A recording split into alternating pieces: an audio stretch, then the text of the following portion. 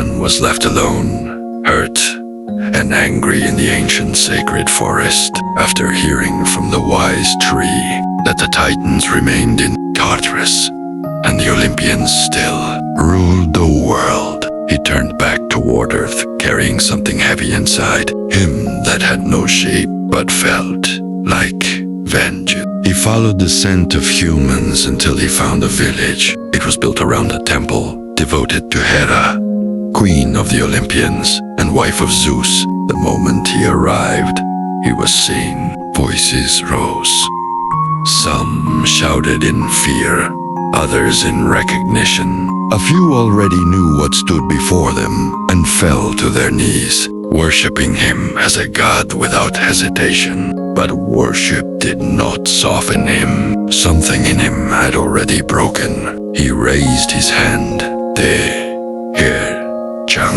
The villagers collapsed into dust, as if their bodies had forgotten how to remain together. Death stood behind the pillars of the temple, silent as always, watching like a patient shadow. Pan felt him there, but did not turn.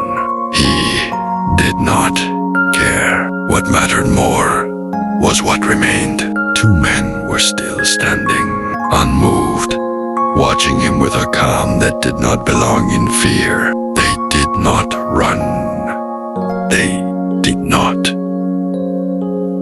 kneel. Instead, they studied him as if he was the one being judged. Curious, Pan approached their silence. They spoke first, not with fear, but with requests. They asked for power, for strength, for something that would allow them to rise above the weakness of others. Pan saw their hearts clearly, not pure, not innocent, distorted in a way he recognized too well. But he did not refuse them.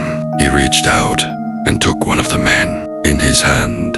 Flesh did not resist. It changed. Pan shaped him into a weapon, refining bone and will into something sharp and final, a sword that carried intent as much as edge.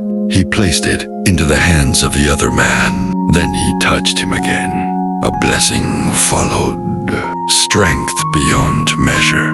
Life that would not fade easily. A force that would not break under human limits. And then he turned away and left. Behind him, the man held the sword and felt what he had become. Over time, he used it, not once in balance, but many times without restraint. What began as power became history filled with ruin. War followed him like a shadow that never learned to leave. Death spread through generations in his path, and Pan did not stop it. The gods eventually spoke of it. They asked him to take back what he had given, to correct what had grown from it.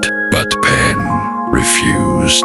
What is given is not taken back, he said, and so the world carried the weight of that decision.